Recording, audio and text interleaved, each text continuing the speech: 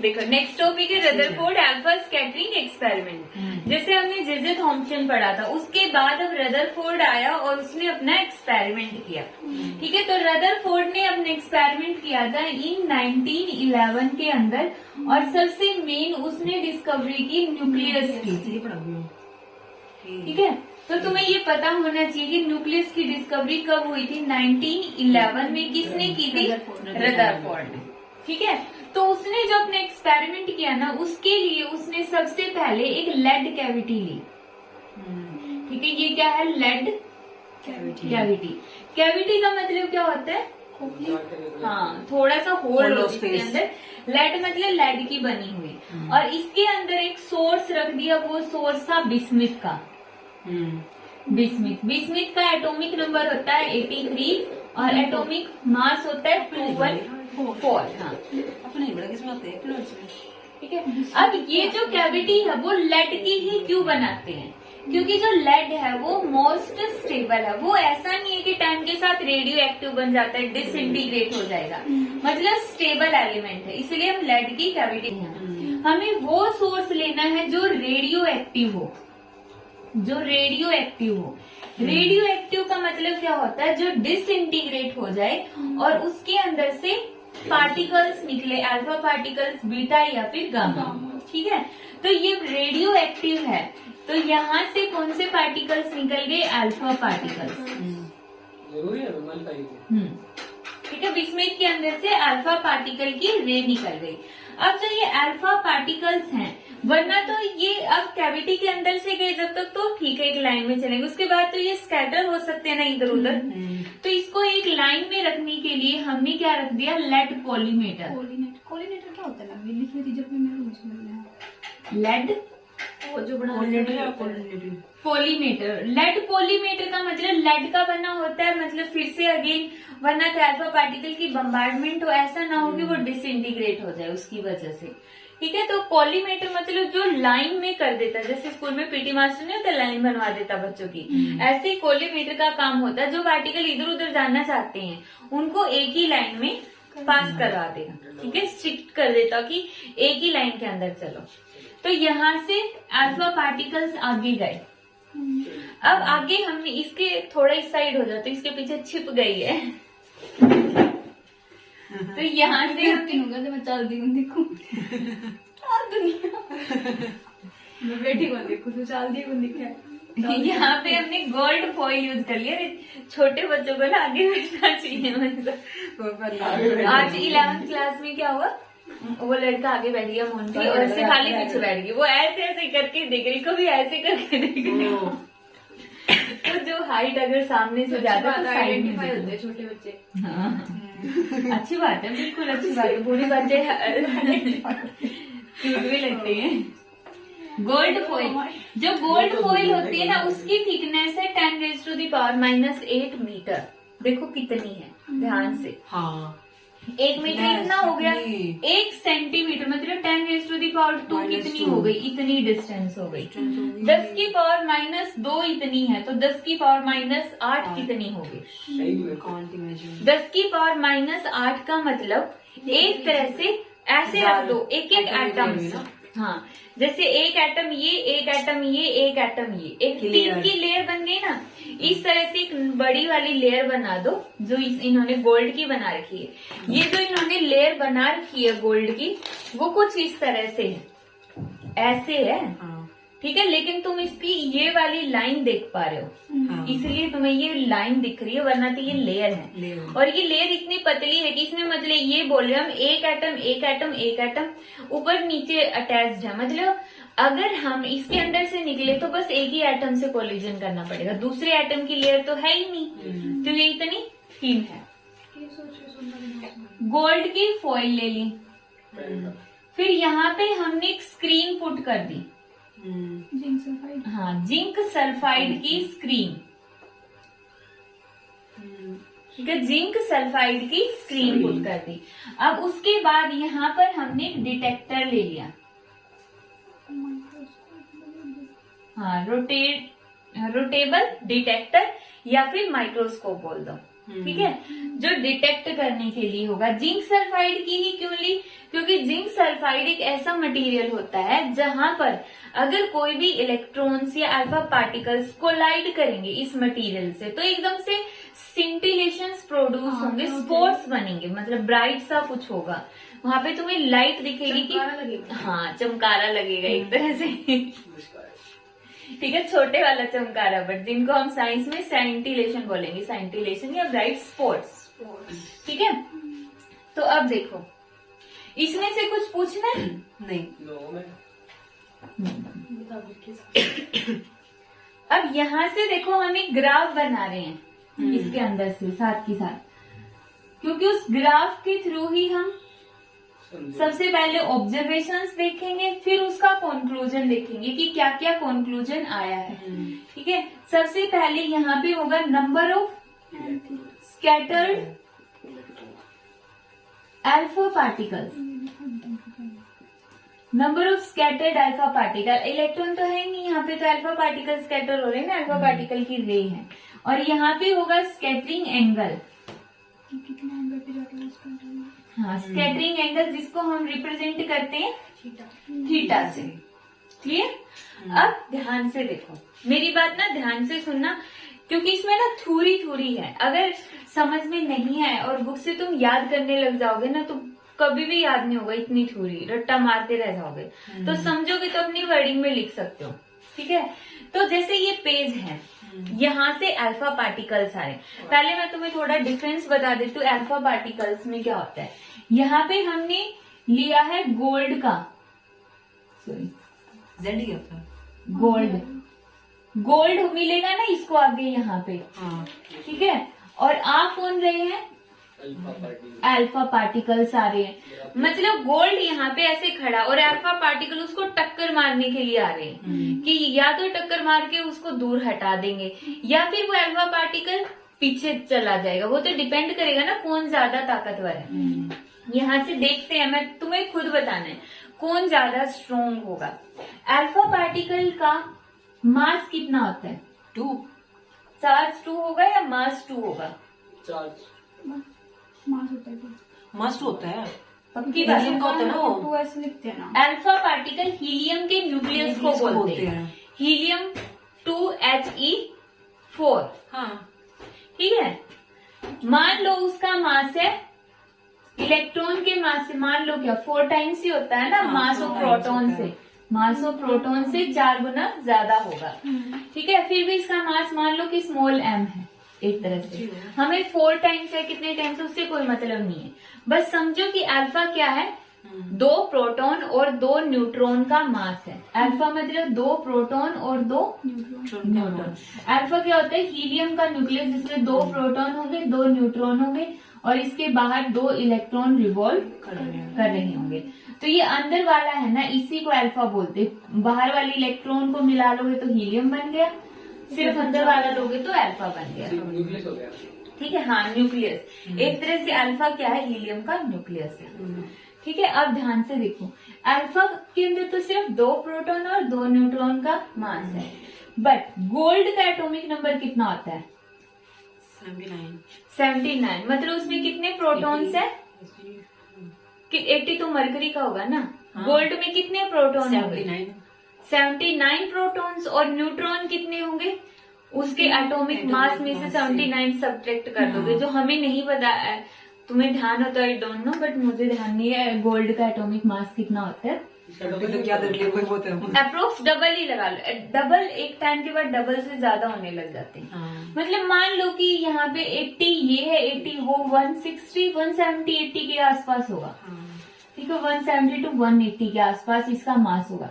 यहाँ पे तो देखो सिर्फ 2 प्रोटॉन और 2 न्यूट्रॉन का मास है, और यहाँ पे कितने प्रोटॉन का? 79 प्रोटॉन और कम से कम 79 न्यूट्रॉन्स होंगे, उससे ज्यादा होंगे बल्कि। तो इसका मतलब मास किसका ज्यादा हुआ? गोल्ड का।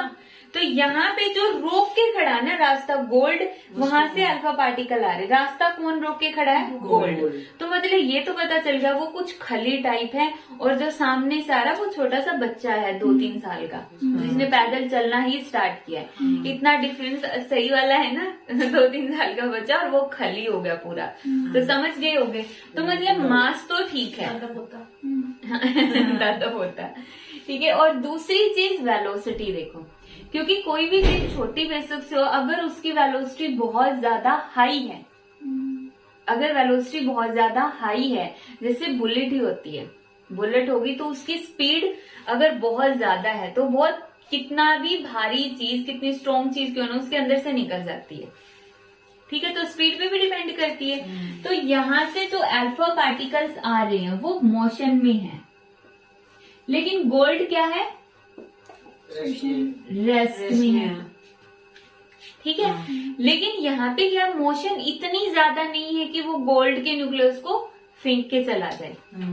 ठीक है, बस मुझे यही बताना था कि रियलिटी में तुम सोचोगे कि मोशन ज्यादा हो तो फिर तो छोटा बच्चा भी उसको हिला सकता, अगर उसको मान लो वो छोटी चीज सिर्फ खली के ऊपर वार किया जाए वो भी गिर जाएगा, अगर उस चीज की स्पीड ज्यादा है। बट यहाँ पे हमने कहा उस चीज की स्पीड इतनी ज्यादा नहीं है कि वो गोल्ड को हिला सके। स्पीड है अच्छी खासी है, बट इतनी ज्यादा नहीं है। ठीक है, समझ आया यहाँ तक? तो ये 2 खास चीजें हैं जो तुम्हें ध्यान होनी चाहिए। अब देखो, ये गोल्ड की लेयर है, यहाँ से कौन आ रहा है? अल्फा पार्टिकल है। अल्फा पार्टिकल आएगा यहाँ से। अब यहाँ पे समझो ये गोल्ड की फॉइल है क्या, ये समझ गए? ये हल्का सा पार्टिकल, गोल्ड बहुत हैवी पार्टिकल है, अल्फा पार्टिकल की स्पीड है थोड़ी बहुत और वो आ रहा है। बट कोलिजन कहाँ करेगा? उससे पहले अभी तक हमें ये नहीं पता कि थोड़ा से पोर्शन में न्यूक्लियस होगा, अभी तक हमें इसके बारे में कुछ भी नहीं पता। हमें ये नहीं पता कि यहाँ पे न्यूक्लियस और इसके चारों तरफ इलेक्ट्रॉन घूम रहे हैं, क्योंकि ये चीज तो भी साइंटिस्ट डिस्कवर करेंगे ना। ठीक है, लेकिन यहाँ पे इस पॉइंट को अच्छे से समझने के लिए ये मान के चलो कि कुछ ऐसा ही होता है, बीच में न्यूक्लियस होता और चारों तरफ इलेक्ट्रॉन घूम रहे हैं। ये सिर्फ अभी मान के चलना, क्योंकि तुम्हें ताकि एक्सप्लेनेशन समझ में आ जाए। साइंटिस्टों ने इसको ऑब्जर्व किया, बाद में ये एक्सप्लेनेशन दी कि बीच में न्यूक्लियस है और बाहर इलेक्ट्रॉन घूम रहे हैं। ठीक है, अभी मैं तुम्हें बता दूं कि जब यहाँ से अल्फा पार्टिकल गए तो इन्होंने फर्स्ट ऑब्जर्वेशन देखी कि most of alpha particle alpha particle passes straight without any deflection, बिना किसी डिफ्लेक्शन के मोस्टली अल्फा पार्टिकल सीधे चले गए। ठीक है, तो मतलब स्कैटरिंग एंगल जब बिल्कुल नेग्लिजिबल रहा, 0 के आसपास रहा, ठीक है, वहां पे नंबर ऑफ पार्टिकल क्या है? हाईएस्ट है। ठीक है, समझ आया यहाँ से? और वो जो most of alpha particle passes straight without any deflection, साथ में कंक्लूजन बता रही हूँ। पेपर में तुम्हें पहले ऑब्जर्वेशन लिखनी है, उसके बाद या तो साइड में नीचे कंक्लूजन डाल देना हर एक पॉइंट की, वो बेस्ट तरीका होगा लिखने का। हाँ, है ना? ठीक है, या फिर सारी ऑब्जर्वेशन लिख के फिर नीचे हेडिंग डालना, कंक्लूजन पॉइंट वाइज सबका कंक्लूजन लिखना। और पहला तरीका, एक ऑब्जर्वेशन डाल ली, नीचे लिखो कंक्लूजन और एक्सप्लेन कर दो। इसका कंक्लूजन क्या निकाला साइंटिस्ट ने? जब उन्होंने कहा सारे पार्टिकल यहाँ से अल्फा पार्टिकल, मोस्ट ऑफ मतलब 99% के करीब पार्टिकल सीधा गए, बिल्कुल सीधा मतलब यहाँ पे जाके स्पॉट दिखे, उनको दिखा कि यहाँ पे सबसे ज्यादा स्पॉट मिले, ब्राइट स्पॉट। तो डिटेक्टर को जब यहाँ पुट किया गया तो उसने देखा सबसे ज्यादा पार्टिकल यहीं आ रहे हैं। तो उन्होंने कंक्लूजन दिया, most of space is empty, most of space in gold is empty, खाली। ठीक है, मतलब मोस्टली स्पेस खाली है। तो मोस्टली स्पेस खाली। अब तुम्हें क्लियर हो जाए इसके लिए बता देती हूँ क्यों, क्योंकि यहाँ पे इलेक्ट्रॉन घूम रहे हैं। तो एक ध्यान बात की तरफ ध्यान दो, न्यूक्लियस तो सिर्फ इतना है ना, अभी हमें पता है, उस टाइम तक तो उन्होंने कंक्लूड कर रहे हैं, देखो पॉइंट वाइज यहाँ पर पहुंच रहे हैं। तुम समझने के लिए ऐसे मानो, न्यूक्लियस सिर्फ इतने एरिया में, अगर इलेक्ट्रॉन एक बार यहाँ होगा, एक इलेक्ट्रॉन यहाँ होगा, यहाँ पे 8 होंगे, तो ये जो स्पेस है ना, ये तो खाली होगा ना, ये तो ट्रांजेक्टरी है।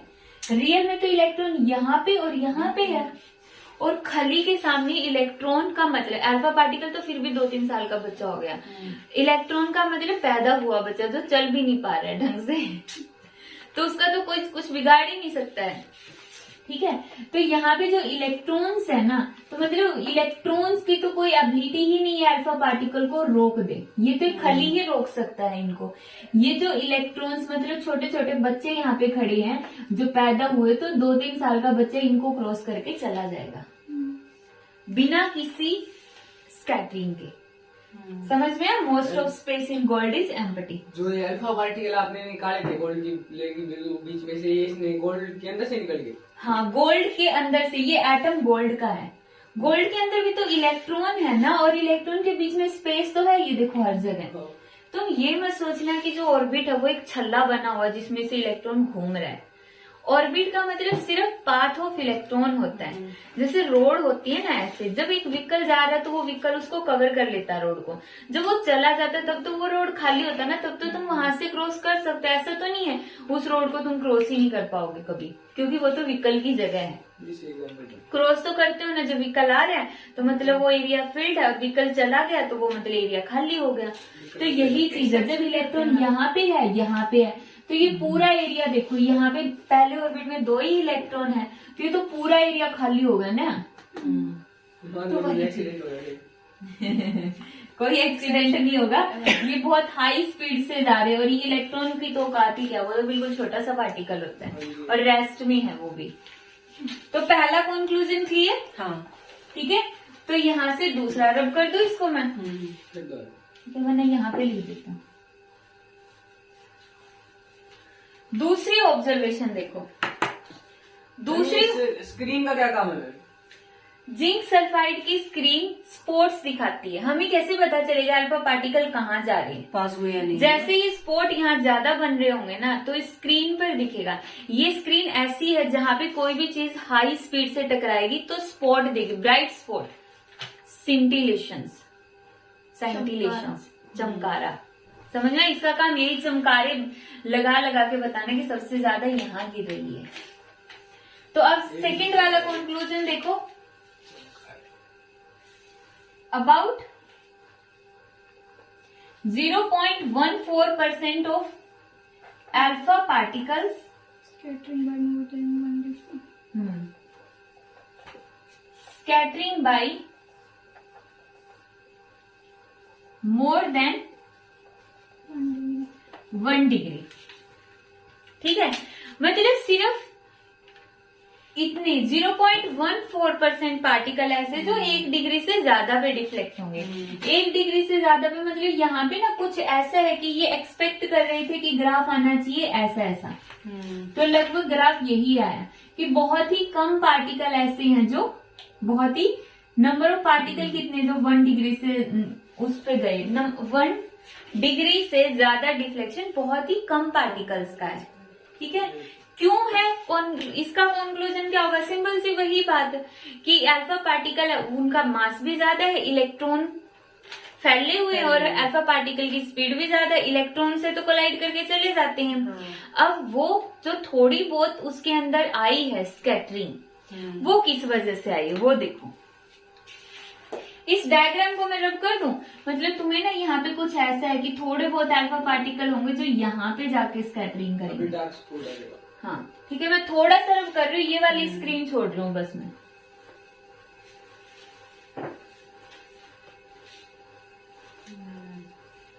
देखो यहाँ पे ना कुछ ऐसा है कि ये हो गया न्यूक्लियस, ये हो गया न्यूक्लियस। ठीक है, जब अल्फा पार्टिकल न्यूक्लियस से बहुत दूर से गए, उनमें तो कोई डिफ्लेक्शन नहीं हुई, स्ट्रेट चले गए। कितने थे वो? ऑलमोस्ट सारे, पहला पॉइंट एक्सप्लेन कर दिया मैंने यहाँ से। ठीक है, जो थोड़ा सा नजदीक आने की कोशिश किया, अल्फा आ रहा है ना, अल्फा पे कौन सा चार्ज है? पॉजिटिव। न्यूक्लियस पे कौन सा चार्ज है? पॉजिटिव। जब ये 0.14% पार्टिकल है जो नजदीक आने की कोशिश किया, सेकंड पॉइंट एक्सप्लेन कर रही हूँ, तो रिपेल होगा, क्योंकि यहाँ पे पॉजिटिव, यहाँ पे पॉजिटिव, तो वो सीधे जाने चाहिए थे लेकिन गए थोड़े से डिफ्लेक्ट हो गए। मतलब ये जो एंगल बना थीटा ग्रेटर है, ऊपर वाली स्ट्रेट वाली वापस डिफ्लेक्ट नहीं हुई? नहीं। ठीक है, ये हो गया। तो इसी तरह नीचे से भी होगा, नीचे से भी बना लोगे ना, पहला सीधा गया, दूसरा फिर थोड़ा सा डिफ्लेक्ट हो गया, तो ये ज्यादा ही नीचे बना दिया, दूसरा थोड़ा सा डिफ्लेक्ट हो गया। ठीक है, कितना एंगल होगा ग्रेटर देन 1 डिग्री। समझ में आया? ठीक है, अब एक ही तरफ बनाओगे मैं, ये कंक्लूजन समझ गए? हाँ। Due to Coulombian repulsion. हाँ। इसका रीजन क्या होगा? Due to Coulombian repulsion. हाँ, ये नाम देखना जरूरी है। Due to Coulombian repulsion. नाम नहीं, एक्सप्लेनेशन भी लिखोगे। कोलम्बियन रिपल्शन के अकॉर्डिंग फोर्स का फॉर्मूला क्या होता है? दिख रहा है इसमें यहाँ तक? हाँ, नहीं क्या दिख रहा है? कहाँ तक दिख रहा है? एफ दिख रहा है ओनली। अच्छा ठीक है, तो यहाँ से ऊपर देखो, जो फोर्स का फॉर्मूला होता है वो क्या होता है न्यूटन लॉ के according? K is equal to Q1 Q2 divide by R square. K Q1 क्या? गोल्ड के ऊपर चार्ज, गोल्ड के न्यूक्लियस पे चार्ज है ना, गोल्ड के न्यूक्लियस पे ZE, अल्फा पार्टिकल पे charge 2E divide by R square. तो यहाँ पे इतना रिपल्सिव फोर्स लगेगा। कोलम्बियन रिपल्शन कितनी होगी? इतनी। इसको तुम 2 लाइनों में एक्सप्लेन कर देना, due to Coulombian repulsion this. ठीक है, इतनी रिपल्शन की वजह से उसमें इतनी स्कैटरिंग आएगी। कुछ पूछना है 2 पॉइंट्स में से? नहीं। क्लियर हो गए अच्छे से? पहले में तो मोस्टली स्पेस वैकेंट थे इसलिए सीधा चले गए, दूसरे में रिपल्शन हो रही है इसलिए चले गए। ठीक है, तीसरा पॉइंट।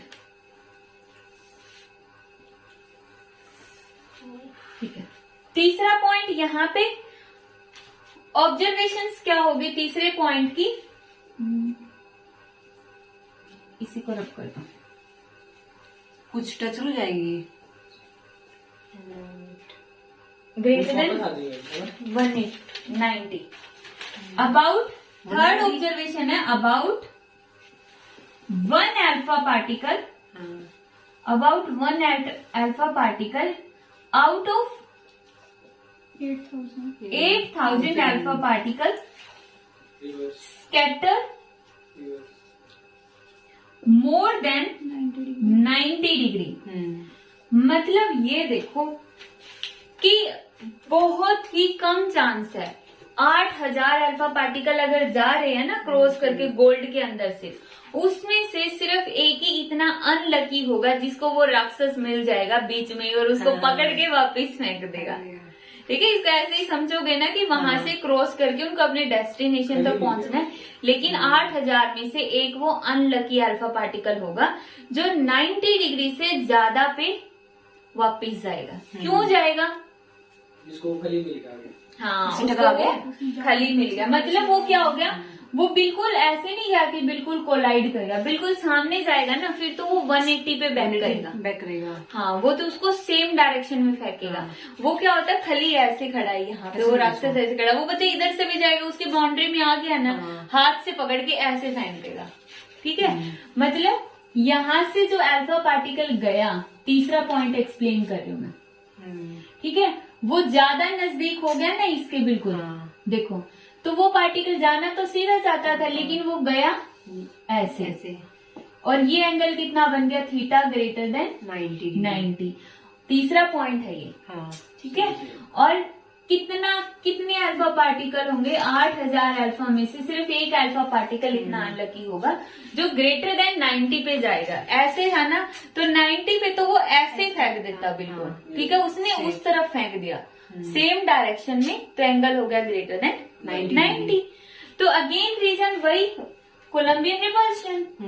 ठीक है, इसका कंक्लूजन भी सेम रहेगा, कोलम्बियन रिपल्शन। साथ में एक्सप्लेन कर दोगे कि यहाँ पे जो डिस्टेंस है वो कम हो गई है, जो फॉर्मूला तुमने लिखा था ना, F इज इक्वल टू के ZE2E divide by are square, तो यहाँ पे लिखोगे R is very small, R is very small, so F is very large,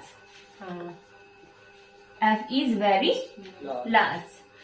तो इसके भी हो गई ना, इसमें आर लार्ज हो गया। इसका कंक्लूजन क्या हो गया, force is very large, Coulombian repulsive force is very large due to small distance. समझ आया?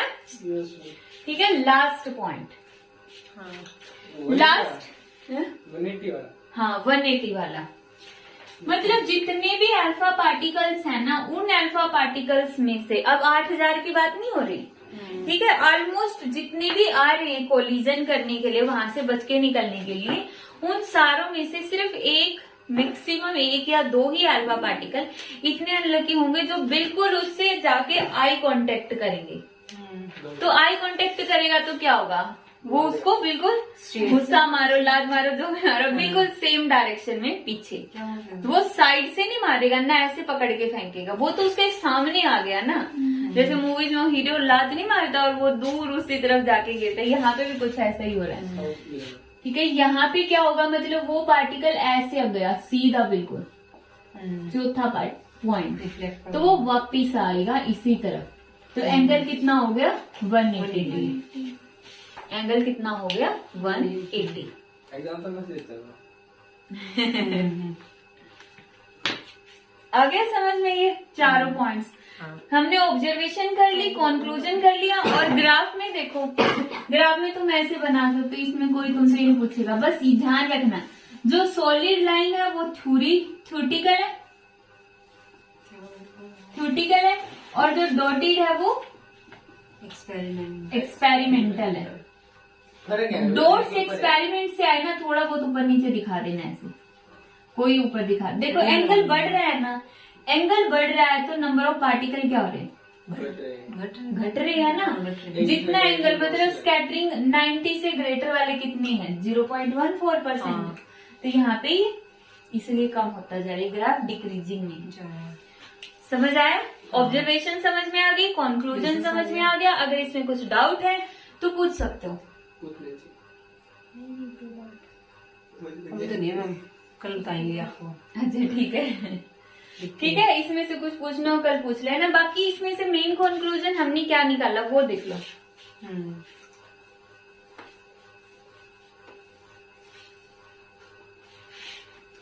देखो मेन कंक्लूजन सबसे फर्स्ट है यही, most of space is empty, most of space is empty, whole mass is in the nucleus, whole mass and whole positive charge, almost whole mass and almost whole, यहाँ पे almost whole mass, क्योंकि electron का रहेगा ना, इसलिए almost का मतलब लगभग, and whole positive charge are concentrated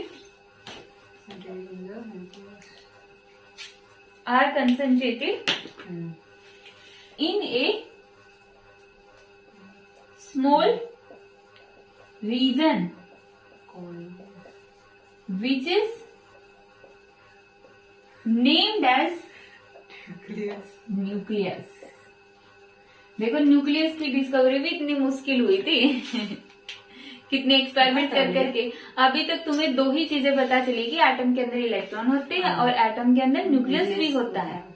ठीक है, तो पता चल गया, मतलब पूरे एटम का लगभग होल मास और सारा पॉजिटिव चार्ज एटम के छोटे से रीजन में कंसंट्रेटेड है, जिसका हमने नाम दे दिया है न्यूक्लियस। तो न्यूक्लियस की डिस्कवरी कब हुई? 1911 में। किसने की? रदरफोर्ड ने की। क्लियर? कुछ पूछना है इसमें से या हो गया क्लियर? हाँ हो गया। ठीक है, बस इसमें से एक चीज और लास्ट, यहाँ तक कंप्लीट हो गया। कल के आने वाले लेक्चर्स में पढ़ेंगे। यहाँ पे रदरफोर्ड ने सिर्फ न्यूक्लियस के बारे में ही नहीं बताया, उसने न्यूक्लियस की रेडियस के बारे में भी बता दिया और उसका इम्पैक्ट पैरामीटर भी बता, जो हम नेक्स्ट लेक्चर में स्टडी करेंगे कि रेडियस कैसे कैलकुलेट करेंगे और इम्पैक्ट पैरामीटर कैसे कैलकुलेट करेंगे।